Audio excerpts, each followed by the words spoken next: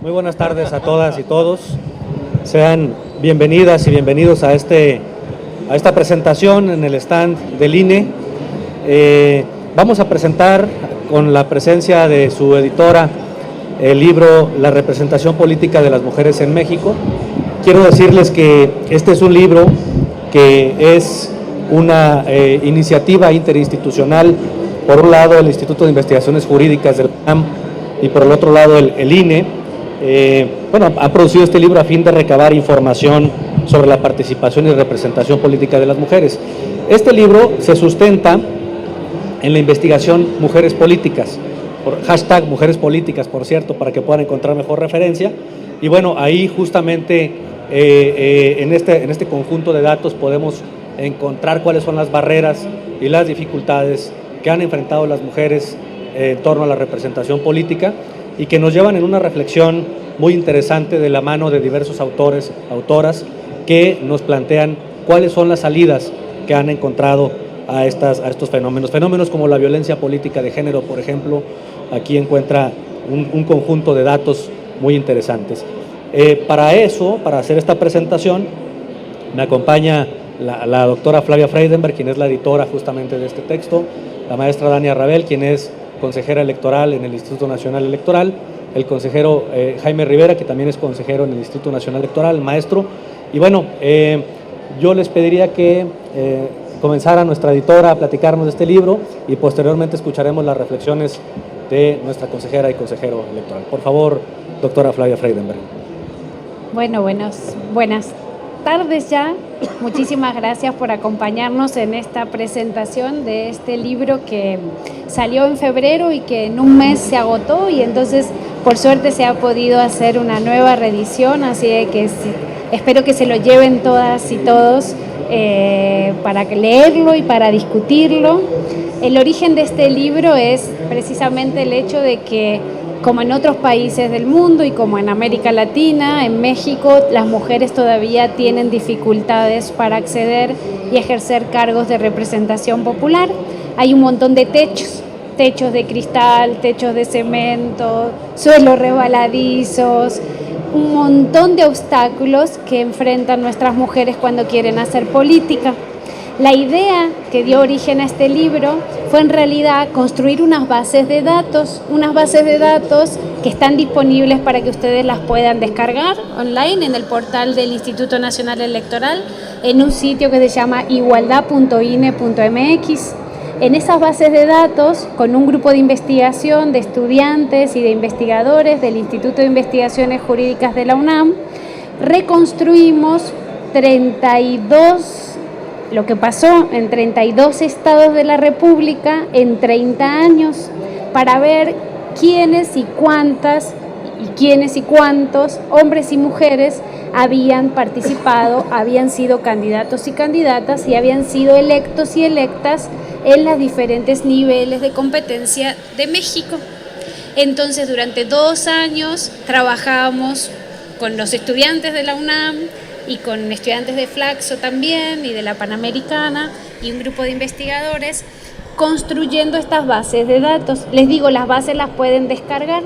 Una vez que terminamos de hacer las bases de datos, que como pueden imaginar nos llevó mucho esfuerzo, decidimos pensar preguntas de investigación que pudiéramos contestar con estas bases de datos. Y eso dio origen a este libro. Para mí es un orgullo este libro porque se hizo con los estudiantes, ¿no? Con los investigadores y los estudiantes. Y por ejemplo teníamos una pregunta, y la pregunta era si era cierto que existía una brecha de género entre hombres y mujeres cuando querían acceder a los cargos de representación. Y lo que hemos visto en 30 años, que la brecha de género hace esto. A ver si puedo describírselas. Hace esto. Es decir, que el esfuerzo que han hecho las reglas electorales conjuntamente con una coalición amigable a la cuestión de género e igualdad de las mujeres en México ha reducido la brecha de género, es decir, la distancia entre el número de mujeres y hombres electos en los cargos legislativos. Este libro evidencia esta reducción. Este libro también muestra el impacto y el peso de la importancia de reformas electorales con perspectiva de género. Este libro también muestra cómo hasta la elección del 2015, aunque le habíamos dicho a los partidos que no debían mandar a las mujeres a cargos o a distritos donde ellas supieran que iban a perder, lo seguían haciendo. Este libro también muestra la riqueza de la diversidad en nuestras entidades federativas. Hay unas entidades federativas que han hecho un trabajo más sólido y fuerte en el tiempo y han mejorado el nivel de participación política de las mujeres y la posibilidad de acceso, y hay otras donde todavía tenemos que generar espacios de apoyo para mejorar las condiciones de participación. Como les decía, durante 2 años primero y luego en la elaboración del libro participaron estudiantes jóvenes, estudiantes que estaban interesados en conocer cómo eran las condiciones en que participaban los hombres y las mujeres.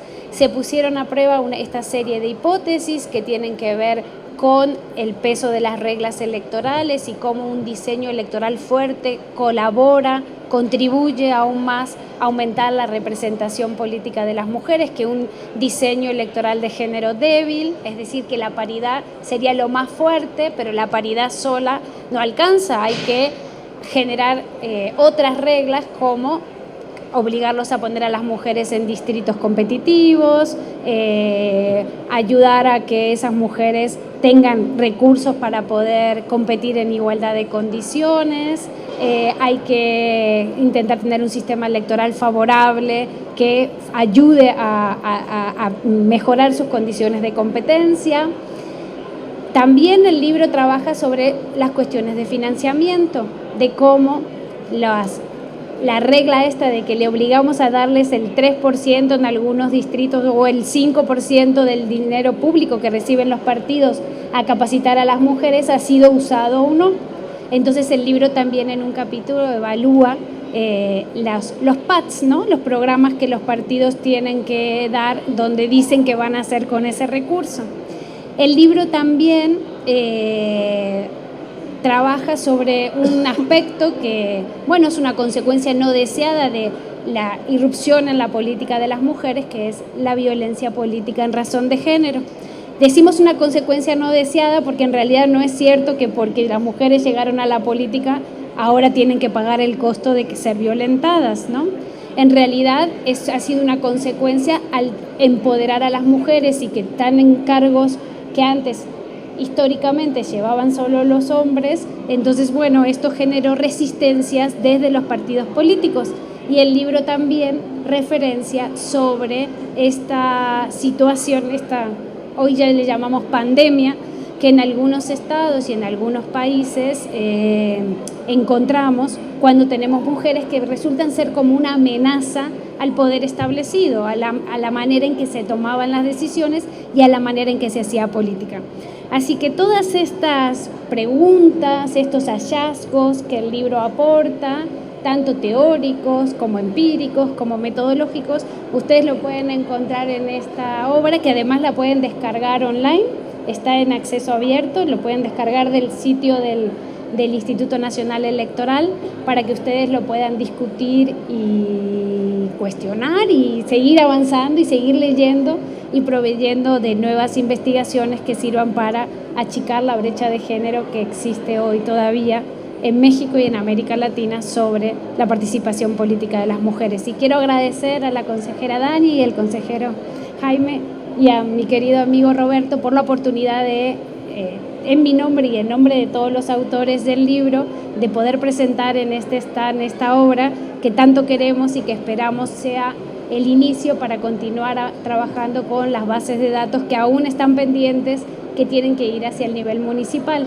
porque todavía no tenemos una información sistemática de todos los municipios del país para saber en qué condiciones nuestras mujeres están participando. Así que lo dejaría aquí y muchísimas gracias. Muchas gracias, Flavia. Bueno, le pediríamos ahora a la consejera Dania Rabel, si hiciera el favor de emitir sus comentarios, por favor. Muy buenas tardes a todos y a todas. Voy a intentar ser breve, pero no sé si lo vaya a lograr porque honestamente este libro me apasionó mucho y tengo muchos comentarios que quisiera compartir con ustedes. Primero que nada, agradezco mucho estar presente con la doctora Flavia Freidenberg, editora de este libro, autora y coautora de muchos de los capítulos del mismo, con el maestro Roberto Heicher, que además es nuestro director ejecutivo de capacitación electoral y educación cívica, y desde luego con el maestro Jaime Rivera, que es integrante de la Comisión de Igualdad de Género y No Discriminación del INE, la primera comisión que hemos tenido en el instituto. A ver, hay que decir que este es un esfuerzo institucional, como ya lo había dicho el maestro Heicher, entre el Instituto de Investigaciones Jurídicas de la UNAM y el propio Instituto Nacional Electoral, que ya se ha vuelto prácticamente una tradición, que espero que se conserve, que no se pierde, de trabajar de manera conjunta ambas instituciones y nos ha dado muy buenos resultados. Pero lo primero que pensaba yo al venir a presentar este libro es, ¿por qué hablar de la representación política de las mujeres en la actualidad? Porque tenemos que reconocer que los sistemas democráticos siguen teniendo una deuda pendiente con la plena inclusión y el ejercicio de los derechos políticos de las mujeres. Ciertamente vamos en vías de poder saldar esa deuda, pero no lo hemos logrado todavía. Y aquí quiero hacer una acotación, porque hay muchas personas, sobre todo hombres políticos, que dicen, bueno, pero pues ¿de qué se trata esto? Ahora ya es la revancha, entonces ya déjenos un lugar, por favor, ¿no? Ya quieren todo. La verdad es que no es un tema de revancha, es un tema de justicia. Hay que decir que si fuera un tema de revancha, pues entonces durante varias décadas, dejándolo barato, tendríamos que estar ocupando el 100% de todos los cargos públicos y además de todo aspiraríamos a que los hombres no se quejen, porque no los vamos a escuchar de todas maneras. Obviamente no es esa la intención es una cuestión de justicia, es una cuestión de ir cambiando la dinámica que tenemos, cómo entendemos el poder.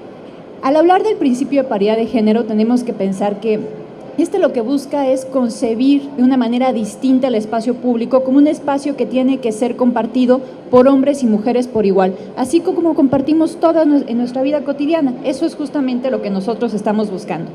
Ahora, ¿qué tiene que ver esto con los grandes asuntos democráticos del país?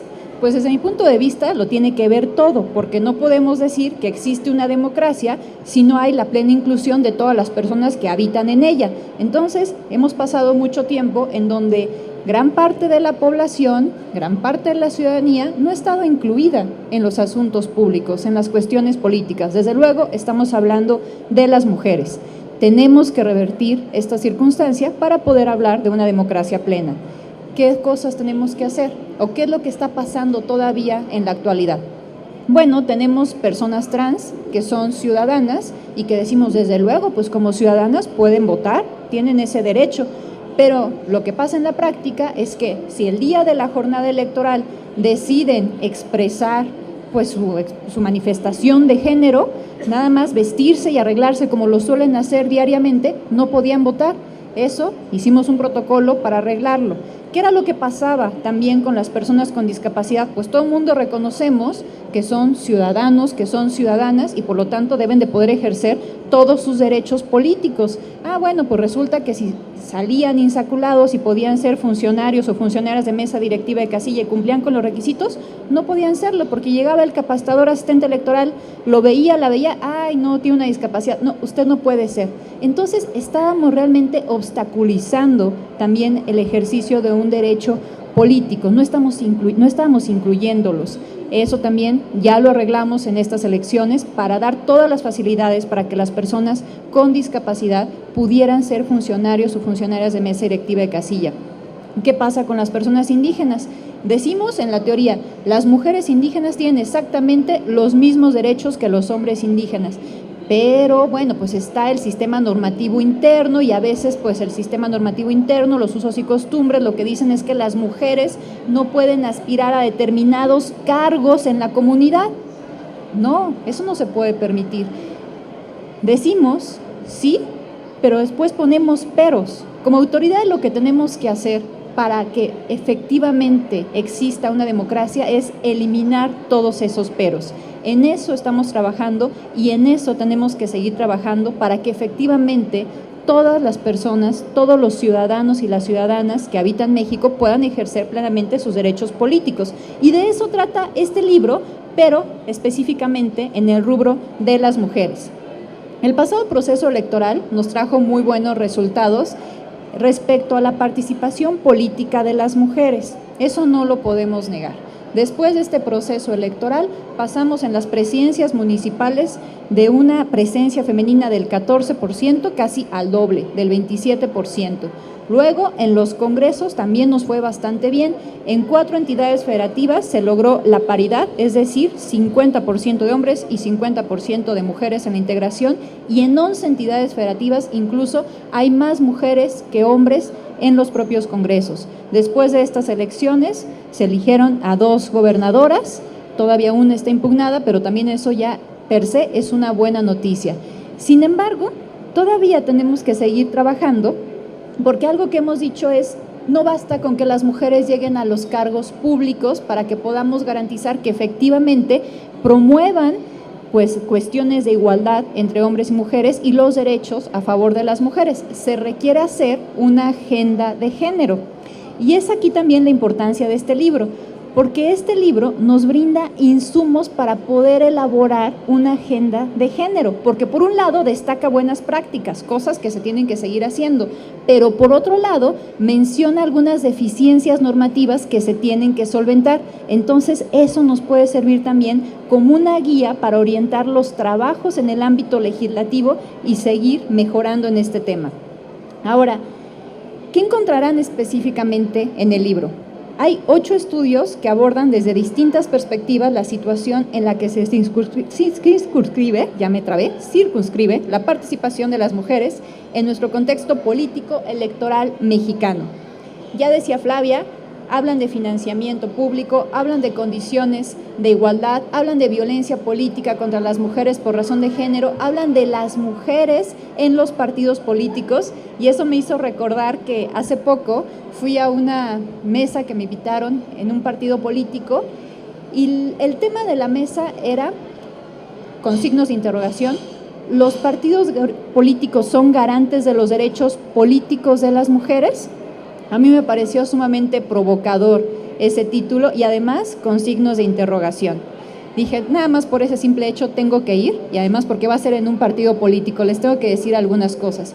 Y lo primero que pensé fue, a ver, yo no les voy a responder la pregunta con un sí o no, únicamente les voy a poner algunos hechos. Y empecemos desde la promulgación de la Constitución de 1917, una constitución bien progresista, muy reconocida a nivel mundial, sobre todo porque fue de avanzada en cuanto a derechos sociales, derechos colectivos, pero ¿qué creen? Se les olvidaron las mujeres. Las mujeres no tenían derecho a votar ni a ser votadas. Los derechos elementales de ciudadanía de las mujeres no fueron reconocidos en esa Constitución.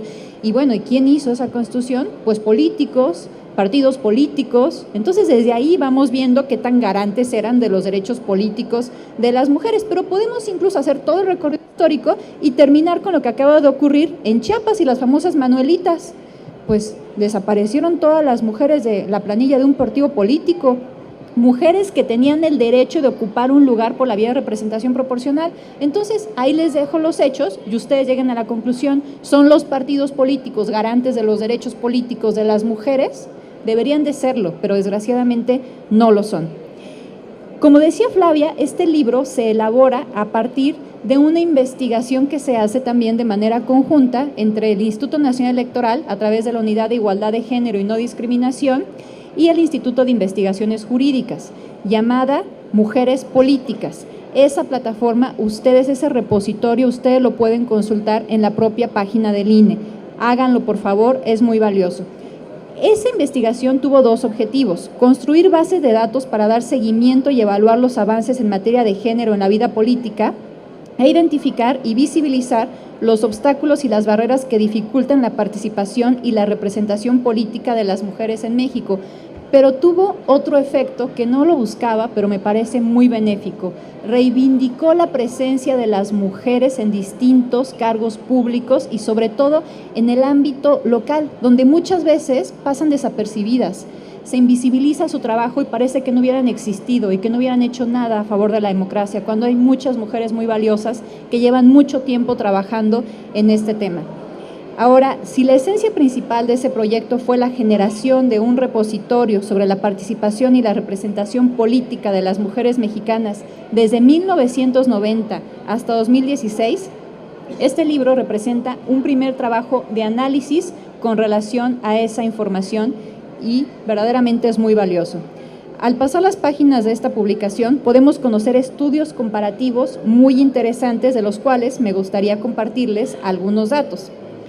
Me parece que las personas que estamos metidas en estas cuestiones electorales en general ya sabemos bastante bien, digamos, cómo se dio la evolución de las cuotas de género en el ámbito federal. Tenemos mucha claridad que en los años 90 se empezó a hablar de recomendaciones a los partidos políticos para que postularan mujeres, en 2002 empezó a hablar de una cuota obligatoria y si no la cumplías, pues entonces ibas a tener una sanción cuando no postularas por lo menos al 30% de mujeres, en 2007 tenía que ser por lo menos el 40% hasta que llegamos a 2014 con el principio de paridad de género.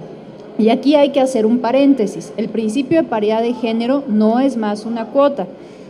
Digamos que la naturaleza de las cuotas, una de las características principales es que son medidas temporales. El principio de paridad de género llegó para quedarse y lo que está buscando es que reconcibamos el espacio público como un espacio que tiene que ser compartido por hombres y mujeres por igual. El poder tiene que ser compartido por ambos géneros.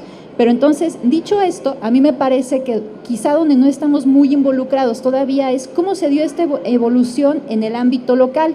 Eso lo podemos ver también en el libro y a mí me resultan muchas cosas muy interesantes porque en algunas entidades federativas el principio de paridad de género pues ocurrió antes de que ocurriera a nivel federal. Por ejemplo, lo podemos ver en el caso de Chihuahua, que se introdujo el principio de paridad de género desde 2009, ya estaba ahí. Y quizá en este punto se están preguntando, bueno, ¿y estas medidas realmente han favorecido que haya más mujeres en los espacios públicos? ¿Realmente han logrado tener una incidencia?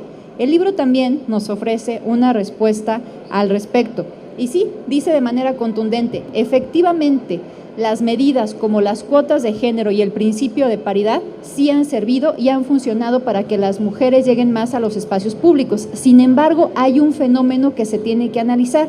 A veces se toman exactamente las mismas medidas en una entidad federativa y en otra, pero sin embargo los resultados no son iguales. ¿Por qué ocurre eso? Desde luego esa es la primera pregunta que se nos viene a la mente. Fíjense, el texto trae varios ejemplos, pero me aboco a uno, al de Campeche. En Campeche no solo hubo una cuota del 30% en 2002 y una del 40% en 2005, sino que se aprobó en 2008 el principio de paridad, 6 años antes de que sucediera a nivel federal. Sin embargo, esta conquista paritaria en Campeche no logró un crecimiento constante ni exponencial en la representación de mujeres en el Congreso del Estado, pues en el 2012 hubo incluso una disminución respecto a la legislatura anterior, al pasar de un 34.3% de representación política de mujeres a un 25.7%. Luego, hay que analizar muy específicamente, digamos, cuáles fueron los factores que contribuyeron a que esto ocurriera, pero yo me aventuraría a dar una hipótesis a partir de la propia experiencia en el Instituto Nacional Electoral. Yo advierto que no basta con la simple implementación del principio de paridad de género, se requieren adoptar acciones afirmativas adicionales. Los resultados que les acabo de compartir del pasado proceso electoral no derivaron exclusivamente de la aplicación lisa y llana del principio de paridad de género. Asumimos acciones afirmativas, como por ejemplo que la lista de representación proporcional para el Senado fuera encabezada por mujeres. Ese tipo de acciones pueden marcar la diferencia y pueden lograr que efectivamente nos acerquemos a la paridad que estamos buscando. Otro caso que destaca en el libro es el de Nuevo León, porque Nuevo León es una excepción. Por regla general, vemos una mayor participación de las mujeres y mayor presencia de las mujeres en los espacios públicos que va de la mano de las medidas normativas que se toman para propiciar que esto ocurra. Sin embargo, en el caso de Nuevo León, eso no fue así. Nunca tuvieron cuotas de género, nunca tuvieron ninguna medida y no obstante eso, en 2012 hubo un 45% de presencia femenina en el Congreso. Después hubo un retroceso, en 2015 bajaron a un 38%. Sin embargo, sí debe de analizarse qué elementos confluyeron para que en 2012, sin tener ninguna medida, ninguna cuota, pudieran lograr casi la paridad en el Congreso en Nuevo León. Es una tarea que nos deja ahí pendientes, me parece, este libro. El libro también pone en relieve que los diseños de cuotas y la paridad de género son importantes, pero no generan por sí solos igualdad en las candidaturas o en la representación popular. Entonces, ¿de qué factores depende el éxito o el fracaso de un diseño paritario? Lo que nos dicen las autoras es que cuanto más edad tienen estas medidas y cuanto más se experimentan y se aplican o se rediseñan, se incrementa la visibilidad de la agenda de género y se internaliza el hecho de que las mujeres pueden estar en los cargos públicos como parte de la representación simbólica, alcanzando mejores resultados. Me encanta esta palabra de internalizar y yo le sumaría normalizar. La verdad es que la aplicación del principio de paridad de género, acostumbrarnos a la presencia de las mujeres en los espacios públicos, genera también este efecto. Y les quiero compartir una anécdota. Después de las elecciones de 2015, en el Instituto Electoral del Distrito Federal, se hizo una elección de comités ciudadanos y consejos de los pueblos, que digamos que son como unas organizaciones vecinales para poder tener incidencia en lo que entonces eran las delegaciones y ahora las alcaldías de la Ciudad de México. En la Ley de Participación Ciudadana de la Ciudad de México no se establecía que las planillas se tenían que conformar de forma paritaria. Sin embargo, los vecinos y las vecinas, conscientes de lo que había ocurrido en las elecciones de 2015, después de ya de la aplicación del principio de paridad de género, lo hicieron, aunque no tenían ninguna obligación para hacerlo. A ellos les parecía ya normal, ¿no? Bueno, pues es que ya cambió la dinámica, entonces vamos a hacerlo así. A eso nos referimos con internalizar este tipo de medidas y sobre todo normalizarlas en nuestra vida cotidiana. En este panorama de esfuerzos, algunos factores que han influido favorablemente en esta materia son desde luego los esfuerzos de las autoridades partidistas, los esfuerzos de los movimientos feministas, de las redes de mujeres, de la sociedad civil, pero sobre todo quizá la voluntad y el compromiso de autoridades electorales, tanto administrativas como jurisdiccionales. De estos análisis también hay conclusiones que me gustaría compartir con ustedes. La fortaleza en el diseño de medidas como las cuotas o la paridad son fundamentales para obtener buenos resultados en la representación política de las mujeres. En este capítulo, las autoras utilizan un índice de fortaleza de diseño electoral de género elaborado por Mariana Caminotti y Flavia Freidenberg para medir estas relaciones. Y poniendo a prueba este índice, las autoras concluyen que al medir un diseño de cuota, por ejemplo, con cada unidad que logra incrementar en el índice de fortaleza de diseño electoral de género, se consigue aumentar la representación política de las mujeres alrededor de 5 puntos porcentuales. Y así, cuando un modelo de cuota o paridad logra que el índice señale un máximo de 5 unidades, la representación de las mujeres en el Congreso aumenta cerca del 25%, lo que supone que es un diseño robusto que deja poco margen de maniobra para ser corrompido y que promueve una mayor representación de mujeres de manera efectiva. Dicho en español, ¿qué significa esto? A ver, pongamos entonces un ejemplo. Supongamos que en un país deciden que van a poner una cuota de género. Los partidos políticos tienen la obligación de hacer una postulación del 40% de mujeres. Muy bien, esa es la medida. Las autoridades están verificando que se cumpla con esa medida. Hay otro país que adopta exactamente la misma medida, pero adicionalmente las autoridades empiezan a verificar que ese 40% de postulaciones de mujeres pues no sean mujeres a las que mandan a todos los lugares donde no tienen ninguna posibilidad de ganar el partido político. Entonces, es evidente que las medidas son las mismas, pero sin embargo en una se tomó una acción adicional para verificar el cumplimiento, para eficientar el cumplimiento de la medida. Por lo tanto, el resultado no va a ser lo mismo, porque en el segundo tenemos un diseño fortalecido, que es de lo que nos están hablando las autoras, y con eso se tiene un mejor resultado. En medio de esta investigación también se exploró la influencia de las decisiones jurisdiccionales en la representación de las mujeres en los congresos, es decir, si había alguna relación entre el fortalecimiento de las reglas electorales en materia de género a través de las sentencias emitidas por la autoridad jurisdiccional. Y para mi sorpresa, La respuesta fue que no era significativo realmente la incidencia de las decisiones jurisdiccionales. Otra vertiente de análisis tiene que ver con el papel que juegan los partidos políticos como agentes principales de la igualdad sustantiva y como actores esenciales en el fortalecimiento de liderazgos femeninos. Y en este análisis se llega a la conclusión de que son 5 las barreras que dificultan la carrera política de las mujeres al interior de los propios partidos políticos.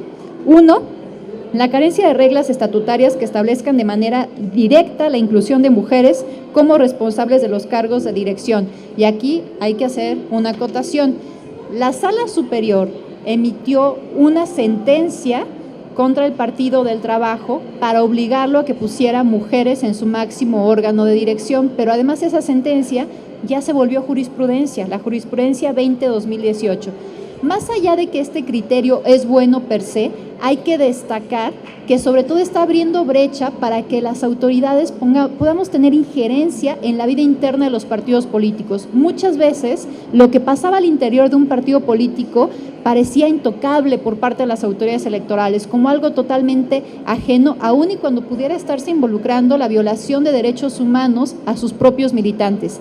Esta sentencia y esta jurisprudencia tiene la virtud de que comienza a cambiar esa dinámica. Las autoridades podemos empezarnos a involucrar en las decisiones al interior de los partidos políticos, que además hay que decirlo, las mujeres de los partidos políticos sobre todo se han quejado de violencia al interior de sus propios partidos y es difícil que se les pueda defender en esos ámbitos.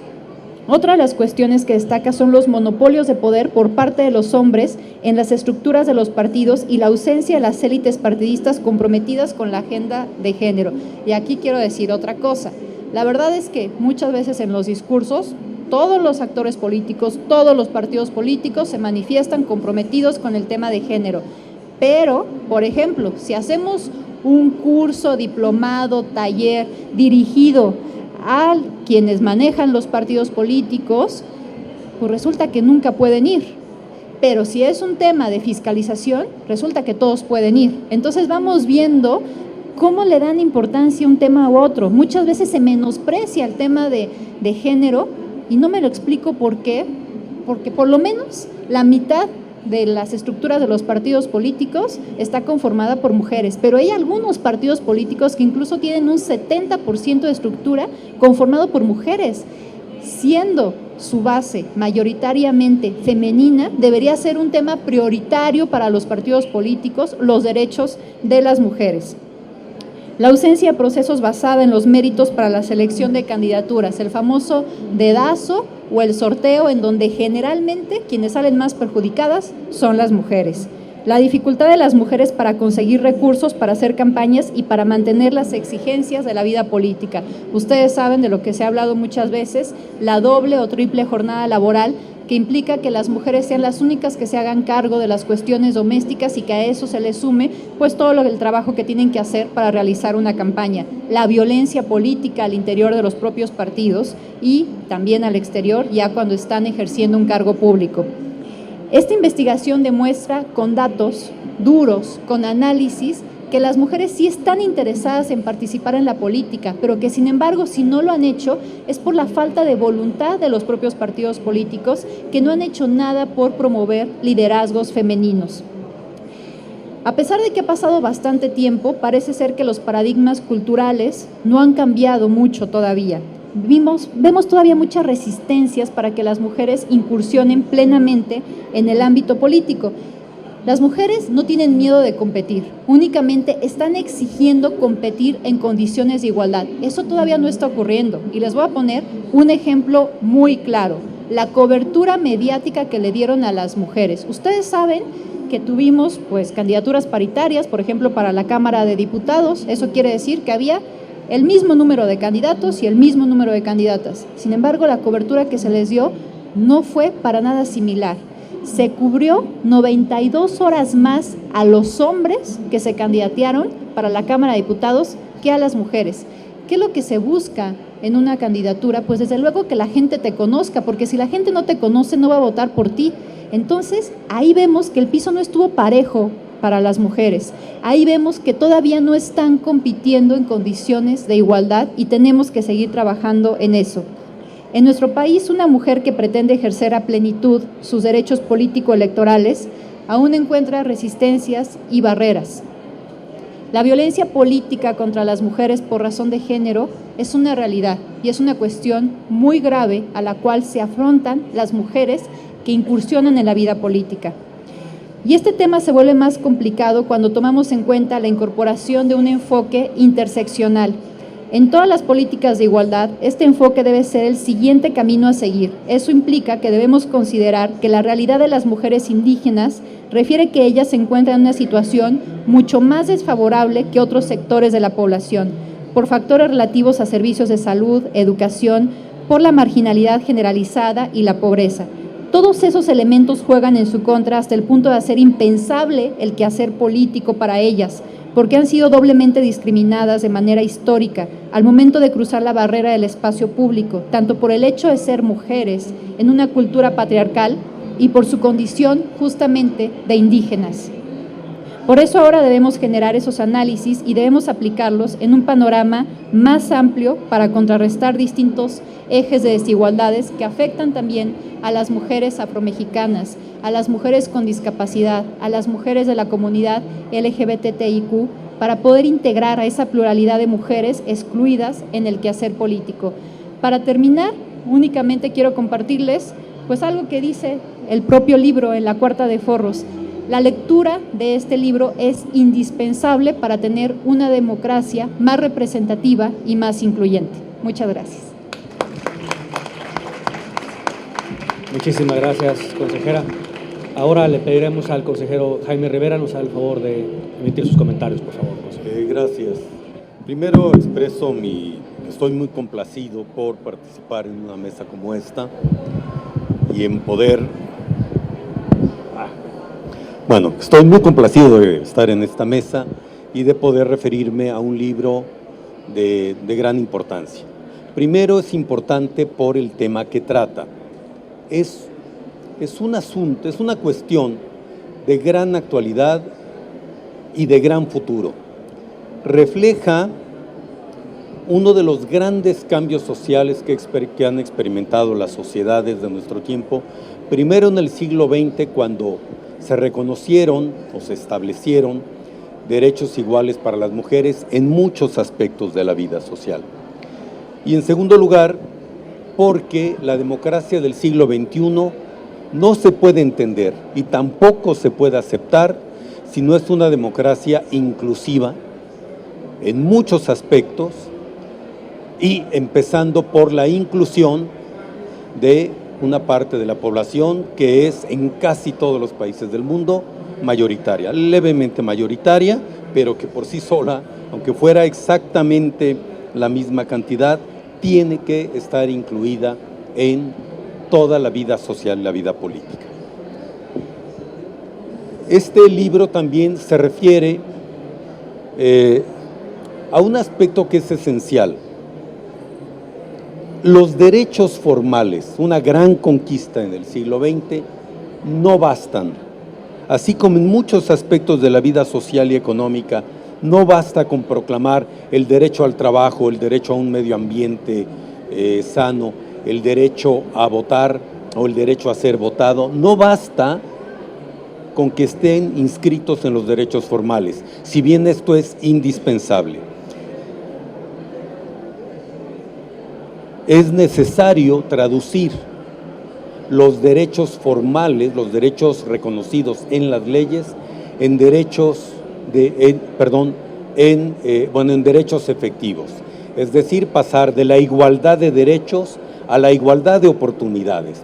Y para esto, en muchos aspectos, las sociedades modernas, sobre todo las contemporáneas, han adoptado muchas medidas, empezando, podemos decir, por las medidas de seguridad social que garanticen un mínimo acceso a todos a derechos como la educación y la salud, pero también se han incluido, para bien de la sociedad, para bien de todos y de todas, literalmente, medidas de inclusión que han tenido que adoptarse a contracorriente de prácticas ancestrales, arraigadas en las costumbres, internalizadas, convertidas en formas de pensar, de concebir el mundo como un mundo natural que ha sido ancestralmente, y se podría decir naturalmente, entre comillas, excluyente. No bastan para hacer una inclusión efectiva de los excluidos, las excluidas, y en este caso en particular de las mujeres, no bastan los dichos, ni siquiera basta la voluntad, son necesarias las normas que lo hagan posible. Y creo que esta es una de las conclusiones más importantes de este libro, que así se lo planteó en la hipótesis de investigación, qué tanto las normas en materia electoral están dando resultados. Y la conclusión es contundente. Las normas importan, de tal manera que este libro de la representación política de las mujeres, bien le podríamos subtitular la importancia de las reglas.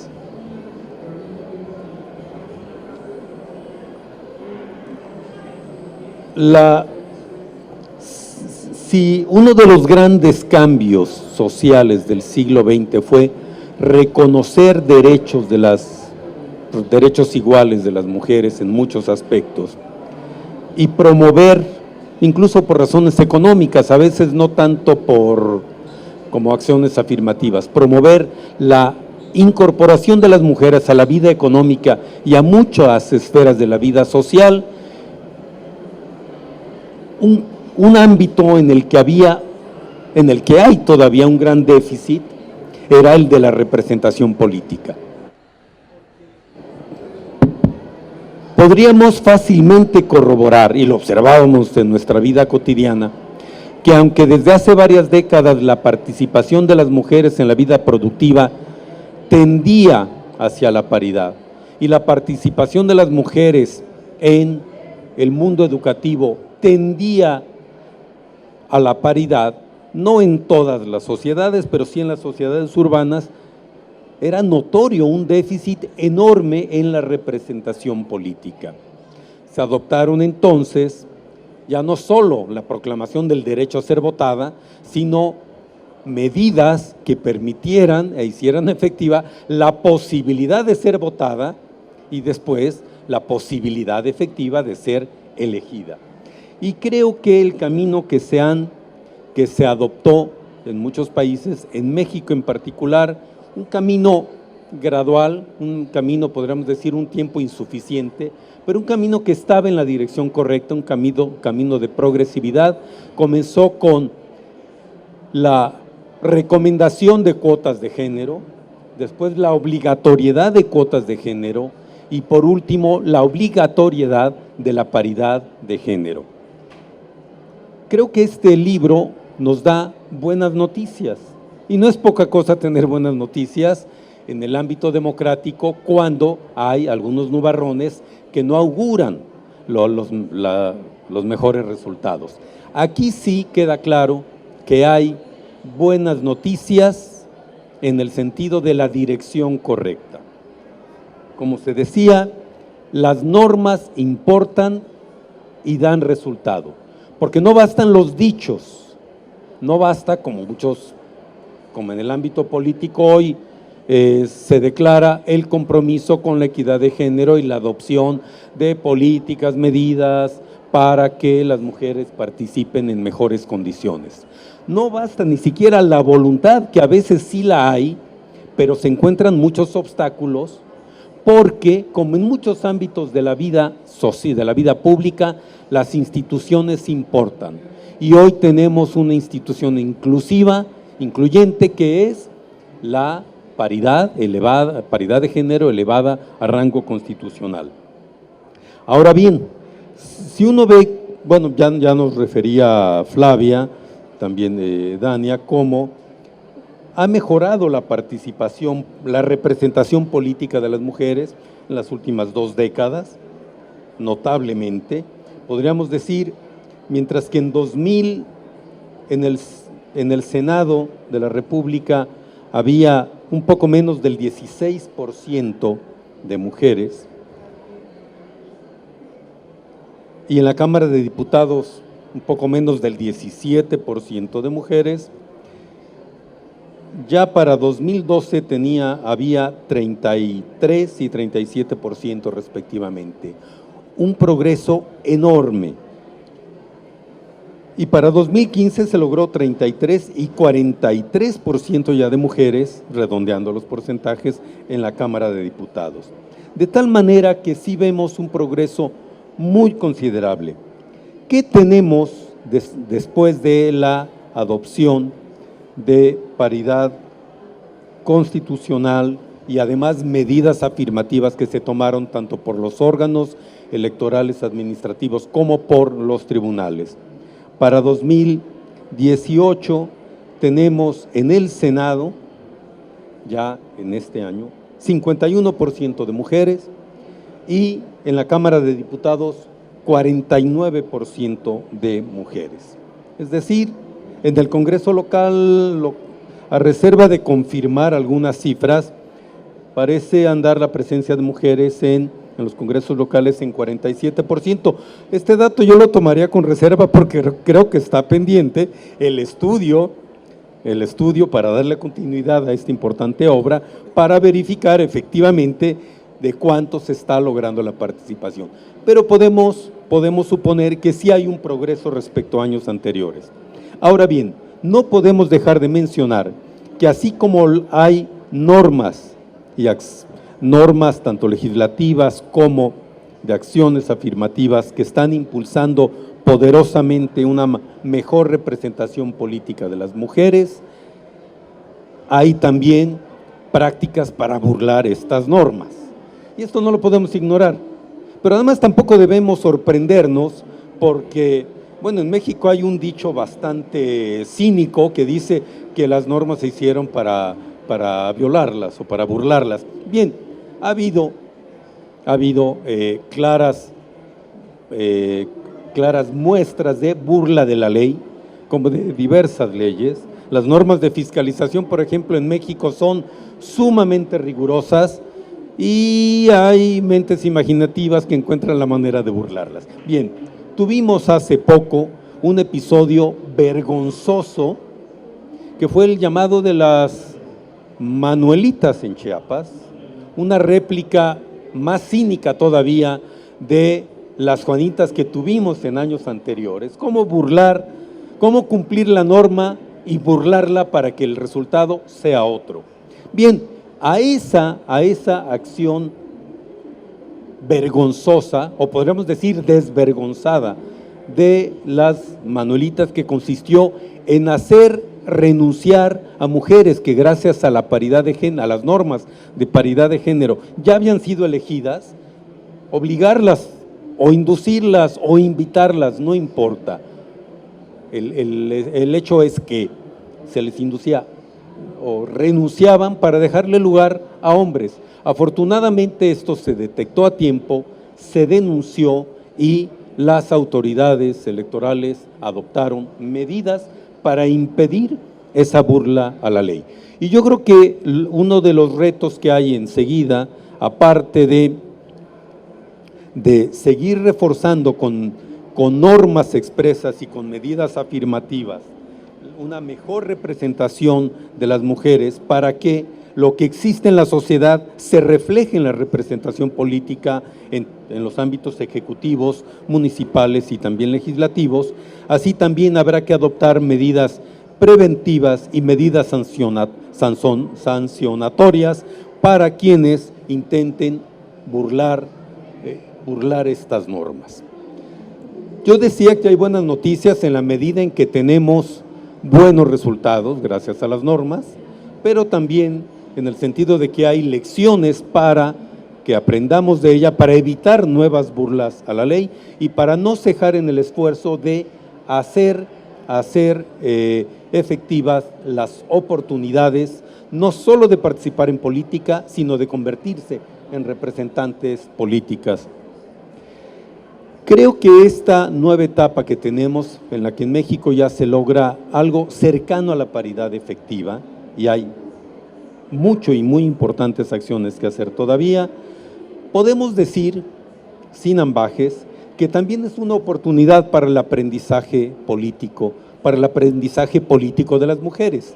Y creo que no incurro en ninguna falta, digamos, de menosprecio de considerar que tiene que haber aprendizaje, porque nadie aprende si no tiene la experiencia. Y estas normas de paridad que colocan en una condición cercana a la igualdad de la representación política a las mujeres se hace posible gracias a medidas de inclusión, y no habría siquiera la oportunidad de aprendizaje si no hubiera estas medidas de inclusión. De tal manera que debemos esperar que si los hombres a lo largo de siglos de representación política predominante han ido aprendiendo lentamente y algunos no han aprendido, debemos esperar que un conjunto de medidas de inclusión y como ya lo señaló la consejera Dania, no solo de género, sino en cualquier grupo social vulnerable o excluido o invisibilizado se está dando la inclusión. Debemos esperar entonces que haya muy pronto un dominio de la política, como lo hay ahora en las ciencias, igualmente paritario, porque así la sociedad no solo es más democrática, yo estoy convencido de que la sociedad es mejor. Yo he dicho varias veces que las sociedades modernas son mejores desde que las mujeres han adquirido igualdad de derechos, igualdad de oportunidades y han sido incluidas en los ámbitos educativo, económico, social. Puedo asegurar que los estados democráticos serán mejores en la medida en que haya una representación paritaria efectiva de las mujeres. Y eso nos podrá autorizar a decir, sin comillas, que estaremos en una sociedad democrática entendida como sociedad de iguales derechos, de iguales oportunidades y de igual representación política. Gracias.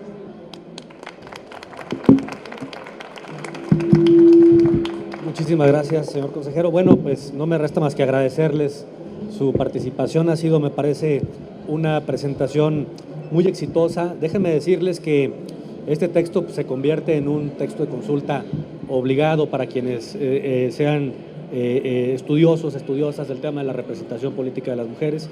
Es un fenómeno sin duda que es conveniente seguir analizando con otras dimensiones en el aspecto subnacional, por ejemplo, particularmente en cuanto a la construcción de la representación en el ámbito municipal. Ahí hay grandes áreas de oportunidad. No me resta más que invitarles a consultar el libro, es totalmente gratuito. También les invito a descargarlo de la página del propio Instituto Nacional Electoral. Ahí pueden ustedes incluso rayarlo, lo que no les recomiendo con el de papel. Pues muchísimas gracias a todas y todos por su atención y también les invito a presenciar nuestra siguiente presentación que vendrá en unos minutos más. Muchas gracias, consejera, consejero.